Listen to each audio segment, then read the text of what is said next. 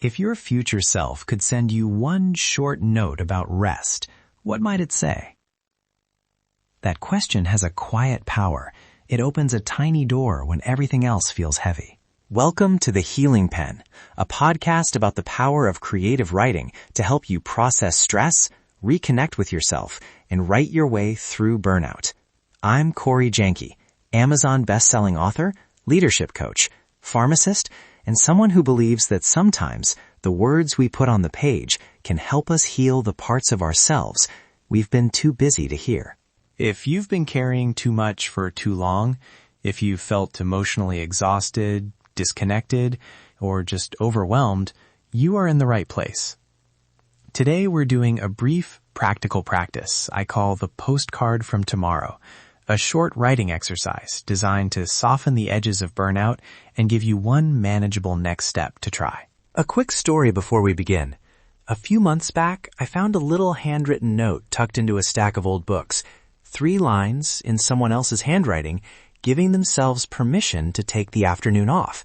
It was such a small thing, but reading it felt like permission being handed across time.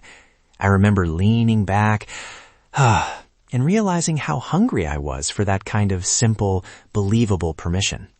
That tiny note shifted something for me. It wasn't a strategy or a long to-do list.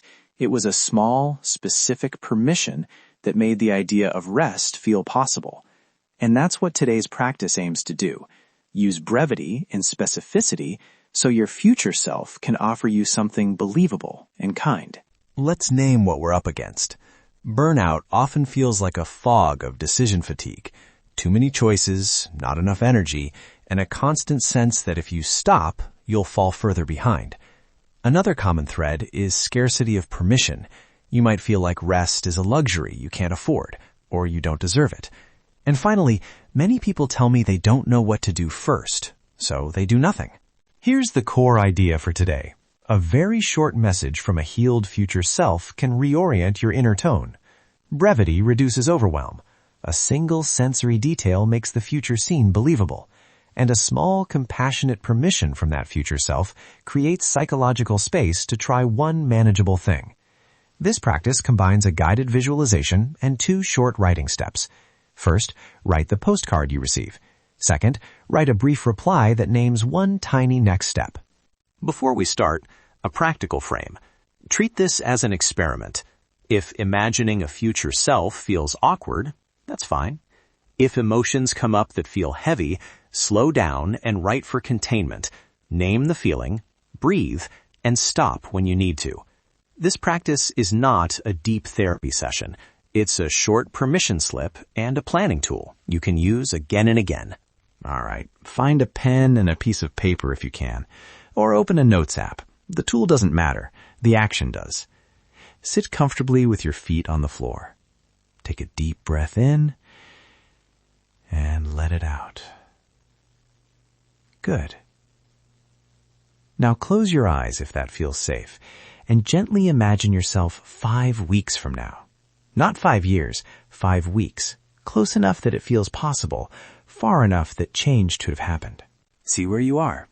Maybe you're sitting on a small balcony with a warm mug, or you're in a kitchen with sunlight on the counter, or you're lying on a couch listening to a slow playlist.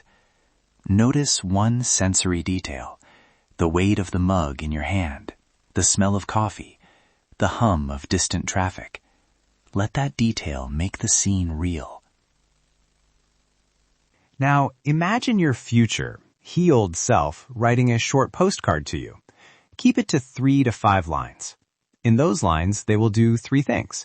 Notice something that's changed, offer one small permission, and include that sensory detail so the message feels believable. I'll give you an example. Hey, I notice you breathe easier when you close the laptop at 7. Permission to say no to one extra meeting today. I'm sitting by a window and the tea is warm on my hands. Now it's your turn. Write the postcard from your healed self.